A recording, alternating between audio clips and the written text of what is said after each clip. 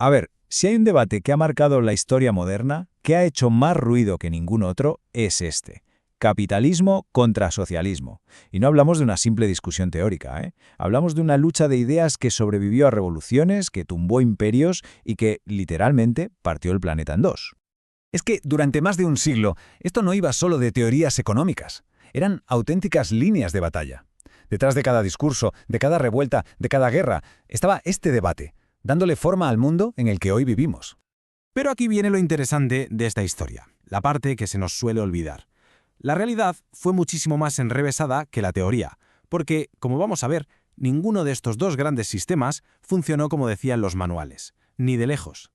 Vale, pues vamos a meternos de lleno en esto. Si las grandes teorías fallaron, ¿qué pasó de verdad cuando estas ideas chocaron con el mundo real? Para entender esta pelea, tenemos que viajar en el tiempo, a una época en la que ni siquiera existían las palabras capitalismo o socialismo.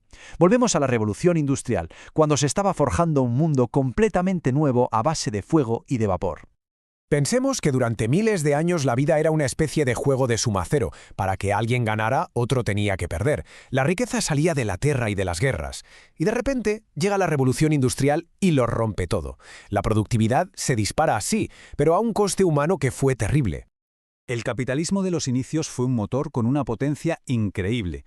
Producía bienes, generaba riqueza a una velocidad que no se había visto jamás, pero al mismo tiempo la distribución de esa riqueza era brutal.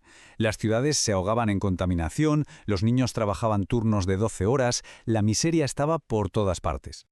Y claro, de todo este caos nació el socialismo, no como un sueño de utopía, sino como una respuesta muy directa y sobre todo moral a las injusticias que estaban viendo. Pensadores como Karl Marx decían, mira, la riqueza del capitalismo se basa en explotar a la gente. Y proponían una solución radical, que los trabajadores fueran los dueños de todo, para crear una sociedad de verdad justa. Venga, saltamos al siglo XX. Ahora sí, estas grandes ideas se ponen a prueba a escala masiva, y el primer gran laboratorio fue la Rusia que acababa de salir de la revolución. Después de la revolución de 1917, los bolcheviques se encontraron con una tarea, colosal: diseñar desde cero un sistema económico para 150 millones de personas. Su modelo se basaba en dos pilares: todo es propiedad del Estado y todo se planifica desde un despacho. Sobre el papel, la promesa era una sociedad de eficiencia e igualdad perfectas. En la práctica fue un auténtico caos. Sin los precios del mercado para guiarse, los planificadores no tenían ni idea de qué quería la gente. Sin competencia, la innovación se paró en seco. La escasez se convirtió en el día a día. Las colas hicieron parte de la cultura y la agricultura, que era la base de Rusia, simplemente colapsó.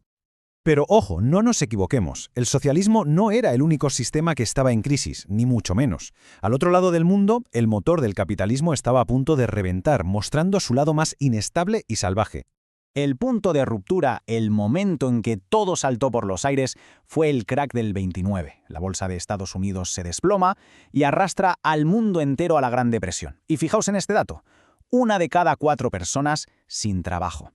De repente, el capitalismo sin reglas no solo parecía defectuoso. Para muchísima gente, era una sentencia de muerte. Así que, llegados a los años 30, el mundo se enfrenta a una verdad muy incómoda. Ningún sistema estaba funcionando como se había prometido. Luego llega la Segunda Guerra Mundial, que lo cambia todo, y obliga a cada economía a ponerse a prueba bajo una presión máxima. Y esto nos mete de lleno en la Guerra Fría. Ahora, lo que es realmente interesante de ver aquí es cómo fue esa carrera económica.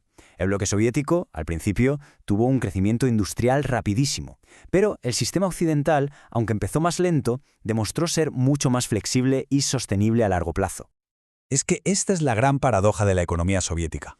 Podían competir en la carrera espacial, podían construir un arsenal nuclear, pero eran incapaces de fabricar un frigorífico que funcionara bien. Para los años 70, la diferencia en los bienes de consumo con Occidente era ya de décadas. Era surrealista. Entonces, ¿cómo es que el capitalismo sobrevivió? Pues adaptándose. Después de la Gran Depresión, los países de Occidente empezaron a integrar cosas que antes se consideraban socialistas: regulaciones más estrictas, redes de seguridad social, leyes contra los monopolios. No se convirtió en un sistema perfecto, claro que no, pero aprendió a corregir sus peores fallos para seguir adelante. Y aquí está el punto clave. La Guerra Fría no se ganó con ideología, se ganó con rendimiento. La Unión Soviética no fue derrotada militarmente, se vino abajo por el propio peso de sus estanterías vacías y una economía que ya no daba más de sí. Y esto nos trae hasta hoy. Después de la caída del muro de Berlín, parecía que el debate se había acabado. Ha ganado el capitalismo, se decía, pero la realidad es que no ganó un único sistema. Lo que tenemos ahora es una mezcla de los dos. Es que, si miramos el mundo de hoy, vemos que la pureza ideológica no existe en la práctica. Todas las grandes economías son híbridos. Tienes desde el capitalismo regulado de Estados Unidos a la socialdemocracia de mercado de Escandinavia, hasta el modelo chino, que es fascinante y contradictorio a más no poder, un capitalismo de Estado hipercentralizado. Esto nos lleva a replantearnos la pregunta inicial. Quizá la cuestión no es ¿qué sistema es mejor?, sino más bien ¿qué combinación de mecanismos funciona mejor para limitar el poder, para corregir los errores y para premiar lo que sí es útil para la sociedad?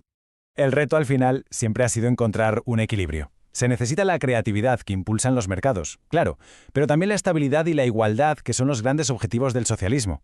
Y por encima de todo, la capacidad de adaptarse. Esa es la habilidad definitiva para sobrevivir.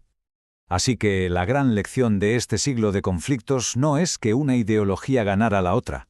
Es que el dogmatismo, el ser inflexible, siempre pierde contra el pragmatismo. Los sistemas que sobrevivieron y que prosperaron no fueron los más puros ideológicamente, sino los que fueron capaces de adaptarse, de aprender y, en definitiva, de evitar su propio colapso. Y aquí dejamos una última reflexión, porque quizás el debate nunca fue realmente sobre capitalismo o socialismo. Quizás siempre se ha tratado de quién controla las palancas del sistema, el capital, el Estado, los bancos, los trabajadores, porque al final del día la lucha es siempre por el poder, y el poder, como demuestra la historia, nunca desaparece, solo cambia de manos.